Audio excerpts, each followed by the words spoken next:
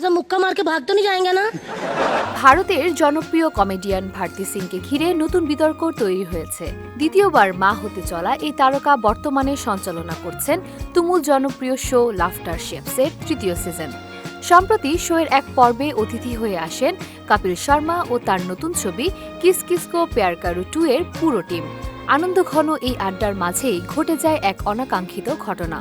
यार ये पाकिस्तानी सारी हीरोइनें आई ना, जब आयशा आई मुझे लगा कृष्णा फिर आ गया। অনুষ্ঠানে ছবির 4 নায়িকা ওয়ারিনা হোসেন, আয়েশা খান, ত্রিধা চৌধুরী এবং পারুল গুলাটি নাচতে নাচতে মঞ্চে প্রবেশ করেন।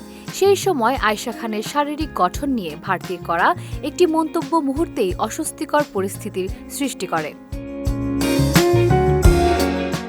তিনি বলেন, আয়েশাকে দেখে তার নাকি কমেডিয়ান কৃষ্ণা অভিষেকের কথা মনে হয়েছে, যিনি লম্বা আর চওড়া। মন্তব্যটি শুনে থমকে যান আয়েশা এবং স্পষ্টতই অস্বস্তিতে পড়ে নিজের পেট ঢাকার চেষ্টা করেন। পরিস্থিতি বুঝে কপিল শর্মা ভারতীকে প্রশ্ন করেন, এটি প্রশংসা ছিল নাকি অন্য কিছু। পাশাপাশি পারুল গুলাটিও মন্তব্যটিকে অনুচিত বলে প্রতিবাদ জানান। পরে সাফাই দিতে গিয়ে ভারতী বলেন, অন্তঃসত্ত্বা থাকার কারণে কথাটি অনিচ্ছাকৃতভাবে বেরিয়ে গেছে।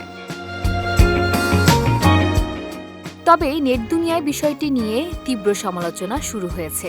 অনেকে একে জাতীয় টেলিভিশনে বডি শেমিং বলে আখ্যা দিয়েছেন এবং ভারতীর আচরণকে নিম্নরুচির বলে সমালোচনা করেছেন।